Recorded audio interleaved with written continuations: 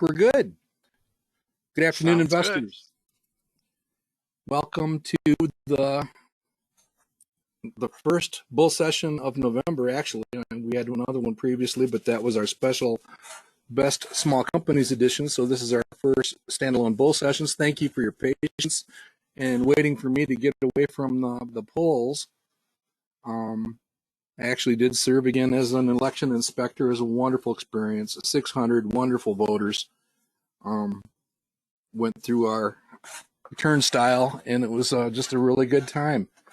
And one of the things we want to talk about here today, I should introduce myself, Mark Robertson, founder and managing partner of Manifest Investing, and I'm joined here by a wonderful colleague in the advancement of investing nationwide, Ken Kabula. Good afternoon, Ken.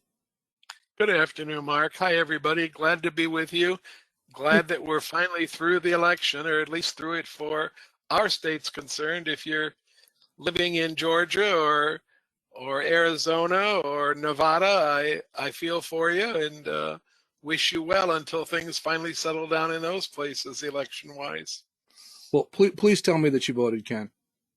I voted. I voted absentee. I've been voting absentee since I turned 70. They allow us in Michigan to vote when we turn 70. And in fact, the rules have changed since I turned 70 that now anybody can vote absentee. So Natalie and I do a little bit of research and actually talk about the candidates and spend a little bit of time tossing their names around and thinking about them before we put our X's in the box and send them in. And that's a very responsible position. I love it. I also have to vote absentee because I'm serving in a precinct different than the one that I live in as a resident. So I have to vote absentee, but Wendy also votes absentee also. But I am a bit irritated. That's all I'm going to say with the low turnout in the middle-aged and senior folks in Michigan for this particular election, because we had a massive turnout in the 18 to 29 age demographic, and it skewed the results. That's all I'm going to say, although I am chewing the leg off the desk as I say it. So very, very fascinating results in Michigan for those of you that want to dig in a little bit deeper. Our mission here today, though, is to talk about elections and how they really don't matter as much as a lot of people try to make them seem. It really is about long-term successful investing, and it really doesn't matter who gets elected, not in the long-term macro big picture thing. But we do want to cover that as kind of a theme in this little bit of a makeup session. Now, the other thing is, I am not the Mark Robertson on that sign on the lower left, in case you're worried, Ken. I haven't gone over to the dark political side. We actually spent the weekend in New Buffalo, Michigan, which is the last town before Indiana, on the southwest corner of Michigan. We were actually at a wedding, and the town was plastered with these signs for electing Mark Robertson, so I obviously had to get my picture taken next to it. And I am pleased to report that Mr. Robertson did win one of the two open city council seats. So people named Mark Robertson appear to be electable. All right, so let's go ahead and get on with it and have some fun. Here's your boilerplate reminder. We see a lot of very familiar names and faces on the roster of people in attendance today. Welcome back. We're glad and happy to see you. Please remember that no investment recommendation is intended. This is entirely about education and demonstration of philosophies, methods, and techniques of the modern investment club movement as interpreted by those of us at Manifest Investing and as inspired by the National Association of Investors, also known as Better Investing. So you'll hear opinions from us. We're basically here. We won't do quite as much of this today other than we are going to talk about the smaller companies we chose a week ago. But please do your own homework. And if we do own something, we will try to remember to disclose that. Once a month, we have a monthly webcast called The Roundtable. It's a good session. We simply share 4 or 5 ideas and the analysis of those ideas, with a track record that's beating the market by between 5 and 6 percentage points over time. So that's 500 to 600 basis points if you speak that language. If you want to be reminded about that event, send an email to ncavula1@comcast.net, and Natalie will remind you anytime that event is rolling around. It's generally the final Tuesday of every month at 8:30 Eastern Time. If you have any comments or suggestions or requests, our two email addresses are there at the bottom of the screen. Anything you want to add, Ken? No, I think you got it all, Mark. All right. Well, checking in on the stock market has been turbulent. October was the best month since 1976 in the market, by the way. So it's been up and down. We had several days of sliding into the last couple of days, which have been up. When the prices go up, our return forecast is shown here. The value line median appreciation projection, this red dot, actually takes a little bit of a dive down. And it's actually in a fairly normal range now, perhaps a little bit oversold. But the green bars appear to be percolating, and at some point in the future, I'll make this stunning prediction, Ken. At some point in the future, those green bars will actually touch that blue line again. Do you I believe it? believe you. That's a campaign promise. All right. But you get some idea of the fluctuation in the markets and the events of 2008. Obviously, this big spike up here is COVID and what happened to us in March 2020. But we're back to kind of fairly normal conditions, as we said, maybe a little bit on the favorable side when it goes to shopping for stocks. Here's just a quick look at the last several days, basically the last couple of weeks, and we just wanted to talk briefly about the reasons for the jump in the last couple of days from where we were. Like I said, we had a really nice month here on the left side of the screen, but we have taken a jump in the last couple of days. And what do we believe that's due to, Ken? Do you want to do your Maria Bartiromo impression, or? I don't have any idea what it's due to, Mark. So I Honest think man. today probably is a knee-jerk reaction to the inflation data, but I don't notice that much difference in anything that I follow, and yet the market is very enthusiastic the last 2 or 3 days, especially today right now. Although I've been fooled, I've left the ticker at the bottom of my screen to go do something else and come back an hour and a half later and found it dropping 800 points or 1,000 points. So let's see how it ends up today, but it's certainly appearing to be a great day. And I think, like I said, a lot of it has to do with that slight turnaround in the inflation number. Yeah, and congratulations. I'm pleased to hear you say you don't know, because I don't know either. But there are plenty of people out there that will pretend. I do think that there's probably some element of correctness in what they say.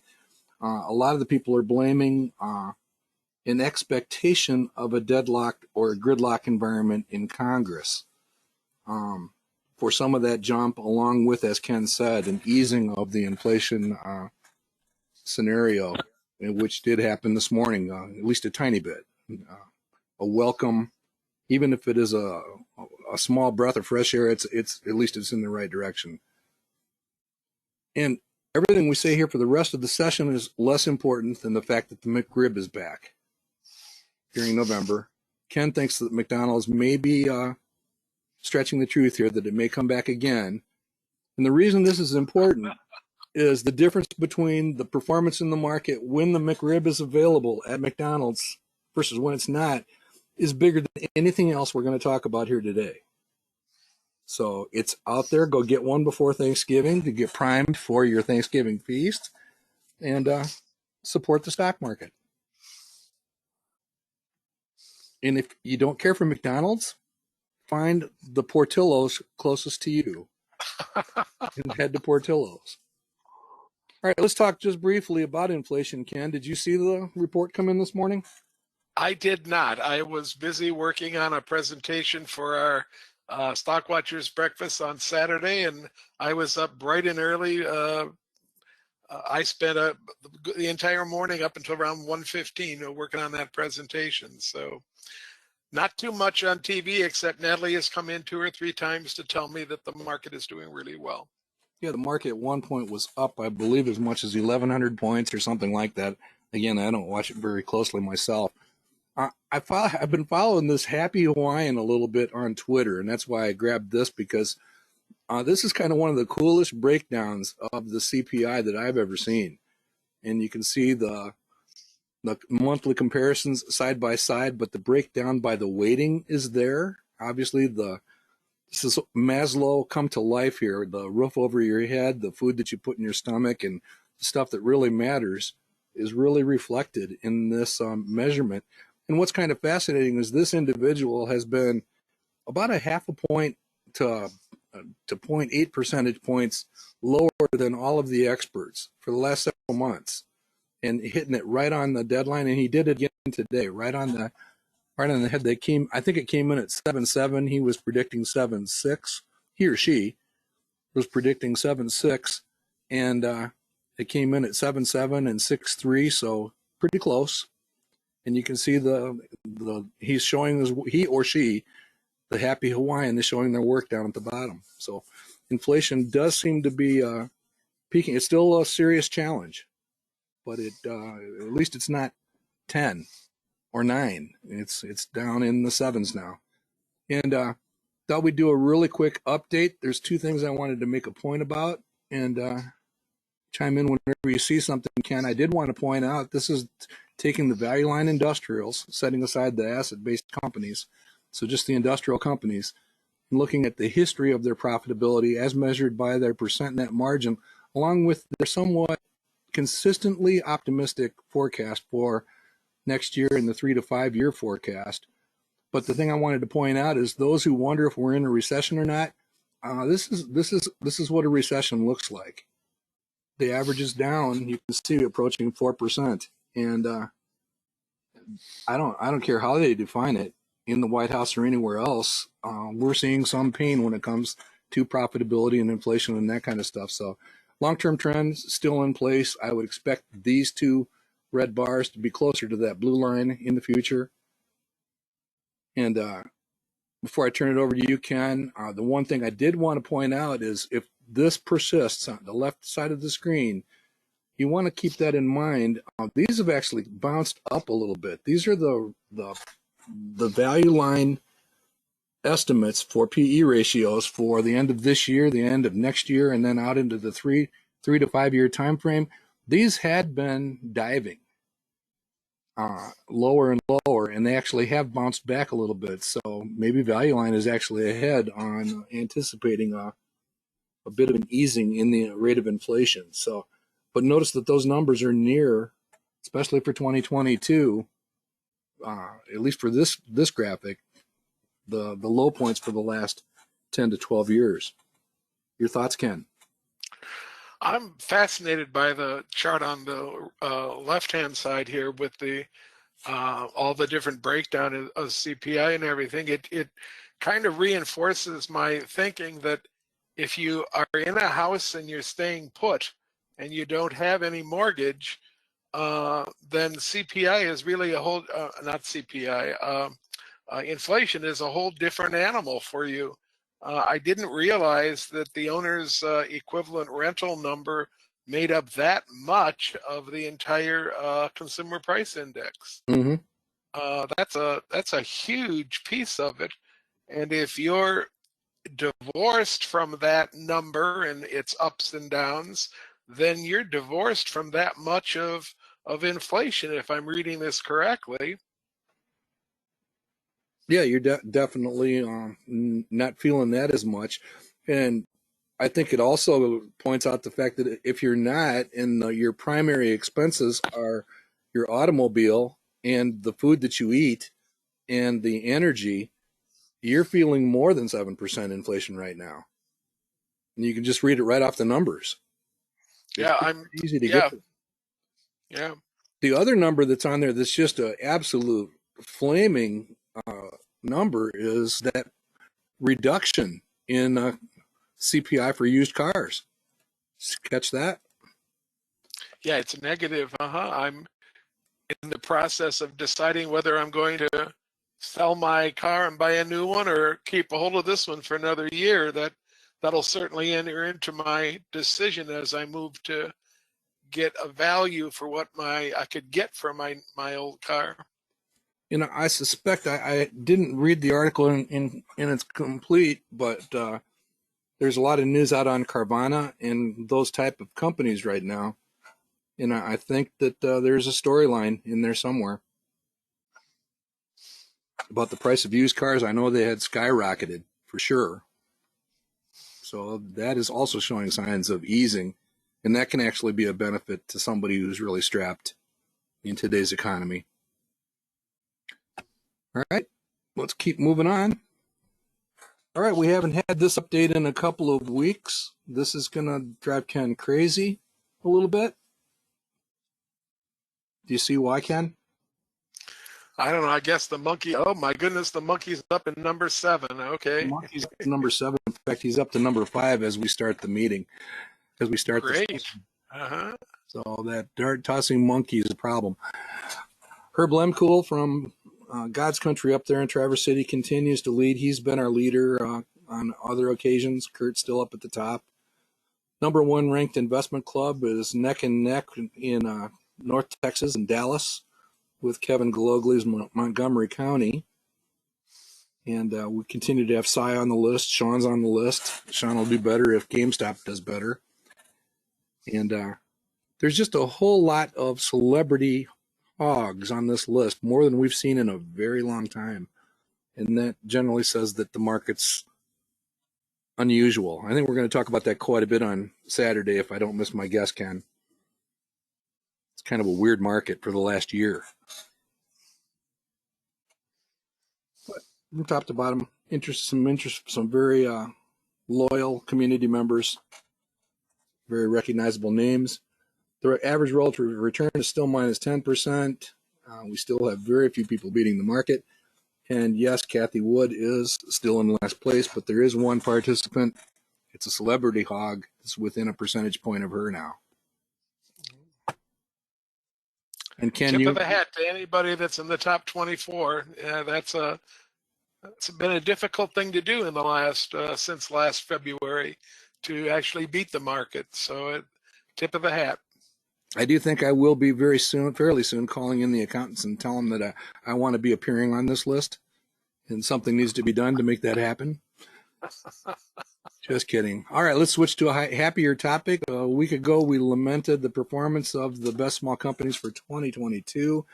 And Ken, I think we're going to probably only do this monthly because you've convinced me that if we watch it too closely, there's dark forces working against us in the market. But this is a situation that we have not been in for quite some time. That's a really, really good feeling to look at this slide and see the red bar way above the other two, Mark. Yeah.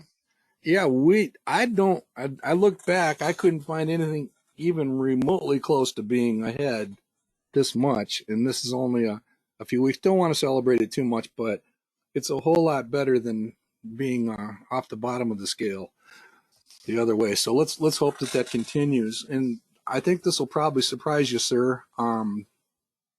Wow, so far. Again, we'll probably only check in on this approximately monthly, maybe every other week or so, but not all the time. This is, I added a couple columns just to kind of keep track of. I want to talk about those a little bit, but you can see that basically 70% of the selections are beating the market since Halloween. And the one hiccup that we have so far is Semler Scientific. It's one of my personal favorites for investing, but they took a pretty good hit. In fact, it was the day after we picked them, if I remember, Ken. That's the way it goes a lot of times. I told you I was going to buy 2 or 3 of these, and I ended up buying 3 of them. And I'm pretty pleased with them so far. Monolithic Power, MP Materials, and InMode are the 3 that I bought. So they've been added to my portfolios. And B.I. Baker, who just won the Stock Pickers contest that ended on Halloween and is in first place in the brand new contest, B.I. Baker took a nice position in Yeti about 3 months ago. I remember And that. Yeti is having a wonderful day today. That 16% is going to be quite a bit higher when the day's over today, Mark. Very cool. So we're going to monitor these columns just for kicks. These will be current numbers anytime we display them. During the Best Small Company presentation last week, we talked about keeping an eye on these two columns just for purposes of not chasing something that's, a few standard deviations weird, is the way I would put it. And these are all pretty consistent. The reason Portillo's is low on quality is just the brief amount of public trading time is a big reason for that.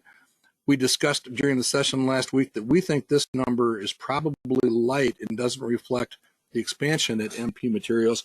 Probably a good reason that you took a position in that one, Ken. And well, this was one, Mark, I took for geopolitical reasons and for the fact that they were going to double their output and what they could work on. I really like the self-sufficiency of the company, trying to keep the whole operation pretty green from everything.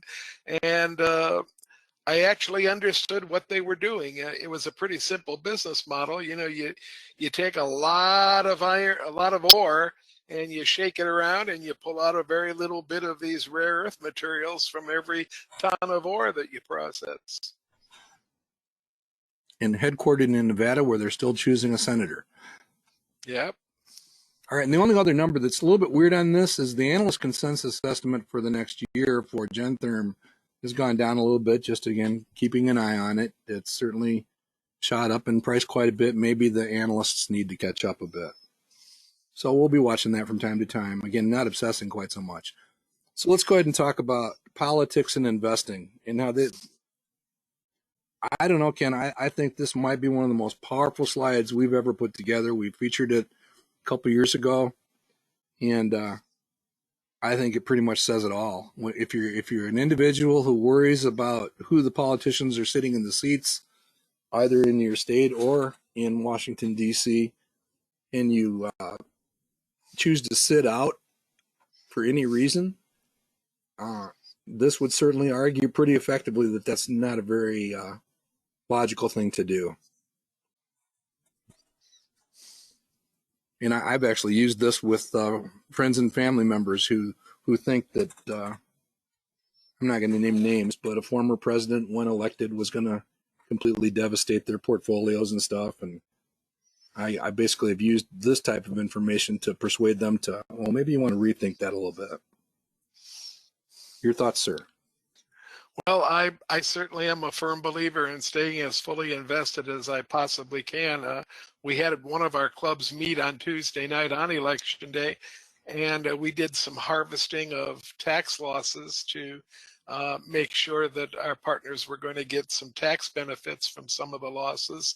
It wasn't too big of a sell to get people to understand that we had to take the relatively large amount of money that we had harvested, because even though you're harvesting for a tax loss, you still have some kind of a remainder of the holding in cash. And we had to not to spend too much time convincing everybody that that money should go back into stocks that we owned, other stocks that we owned, or back into stocks from our pounce list that we really liked and that looked very attractive. So, we're always crabbing about not having enough money. So we had some money and we actually spent it. And I know that group is going to be really happy on Saturday if the market stays up today and doesn't do something really stupid tomorrow. We'll be all set. Well, that's cool. They can buy me breakfast. All right. All right. I think we were going to anyway, but Well, very, very similar information. Again, just making the point that it really doesn't matter. We're going to make this in a couple of different ways. You can see that there are red numbers, there are green numbers, and they basically float around, but everybody can share the credit or the blame. And I don't care what the pundits do on CNBC or Fox Business News or whatever. This is just the way it is. Um, it just doesn't matter. There are much bigger forces at work than a person with a pen and a phone. Okay. Just to be clear, this particular one we're looking at right now is Democratic president, complete Democratic Congress, right? House and Senate. Right. Okay. Yep. And this was in vogue last time around, last election around, and actually you could substitute the word Republican, and the answer is going to be the same. You pull up Yep. the other names. Yeah. Yeah. All right. And here's one that Ken shared. I think this actually came from Sam Stovall and his crew, right? Yeah. This is from CR. The letters CR something or CFRA. other. CFRA, right? Uh-huh. It just basically shows that there's fluctuation, as you would expect. Probably should annualize those numbers to make them so we understand them. But that sort of thing. And I like this one. Again, taking the S&P 500. This comes from that same report, right? Yeah, there's CFRA. Yep. And I don't know. You can dig as hard as you want to find an incredible difference. We're going to look at this in a different way also. But those numbers are all pretty much the same. Well, I just took heart at the middle column mark where I see split Congress and with a Democratic president, that's the highest number, 13.6. So Yep. um, I noticed that too. In fact, I was in a conversation with somebody else. I was using a different piece of information, which we're going to see in a second. Same outcome, same observation. All right, and here's the third look from Sam. What jumped off of here at you, Ken? well, I just like this one, Mark, because it broke it down by, people are always asking for individual names. And when you do them by party, then some of the presidents that had 2 years with one party in Congress and 2 years with the other party in Congress, they appear on different sheets. So here, where you see some of this stuff going on, it's actually on the same sheet, and that helps things a little bit to see what it's all happening. But the conclusion basically is it doesn't make much difference. It really doesn't. Yeah, and this if things do flip in either of the congressional bodies, it certainly is not the first time. It's not our first rodeo. So there's precedent for it. The other thing I like about this one, Ken, is simply right here. Every single one of these numbers is positive. Well, that's the fact that I was just going to bring you. Sam Stovall was on CNBC on Monday before the election, and he said that one of the firmest statistics that he plays with a lot of times is the fact that 1 year after a midterm election, the market has never gone down since 1962. That I'd not heard that statistic before. I find that fascinating. I think I may be shopping in the morning more assertively would be my take on that. And one last slide. This is from some data that I keep that it basically shows the same information. Upper left, who's in the White House since 1942, and you can see that the numbers range from 6 to 8, actually 6 to about 9. I was actually a bit surprised. By the way, that's 20 of each. 20 Republican years, 20 Democratic terms. I was kind of surprised, Ken, to find that the return on the Dow Jones Industrial Average, which is what this is based on, is only 7.5% over that time frame. Because we toss around the 10% number quite a bit. So I guess I shouldn't have been surprised, but I was a tiny bit. So the upper left column, again, basically the same number, a little bit more on the D side since 1942. Upper right, maybe even a little bit more important, there is a difference there. A Republican Senate outshining a Democratic Senate over that same, what is now 80-year time frame. And maybe that's enough reason to send some postcards to your friends and relatives that are living in Georgia. I didn't say that. I didn't say. I'm not allowed to say that, am I? No. Okay, I take it back. I take it back, but I still meant it. Um, when it comes to the House, which actually controls the budget, you can say that those two are basically running neck and neck on the lower left. And then all of them put together, where you're looking at the White House as the first indicator, the Senate as the second indicator, and the third component being the House, you can see that this is what Ken was just basically saying. Single party control are some of the lower numbers on that chart. And we appear to be headed quite possibly for that purple bar, the third from the right, with a Democrat in the White House, possibly a Republican Senate, and then, of course, the House comes along for the ride there. So if this doesn't convince you, your thoughts, Ken? Well, history is not a perfect indicator of what's going to happen in the future.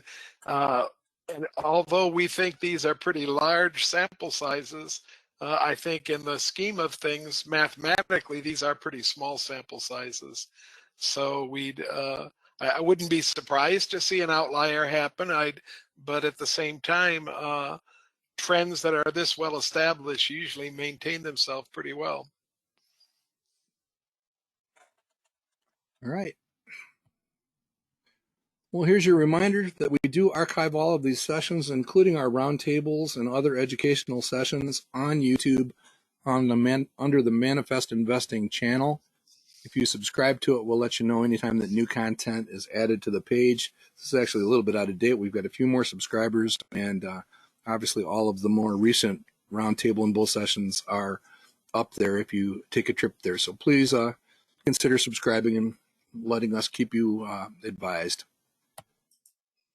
And I'm going to end with just a picture, and that happens to be, I'm not going to make you guess, Ken. This one's actually from Tel Aviv this morning, and looking at the sunset in Tel Aviv.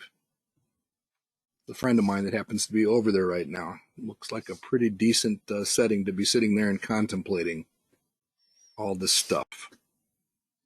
So with that, do we have any questions or anything showing? Anything that people want to talk about? Because we're going to we have a little bit. No, we have.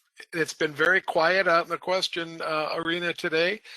Carol wanted to know where she could go get some slides, and I indicated to her and to anybody else that's on the call, if you send an email to mark@manifestinvesting.com or Mark R, either one, at manifestinvesting.com, he'll send those slides right out to you so that you can present them to somebody else, or you can take a harder look at them.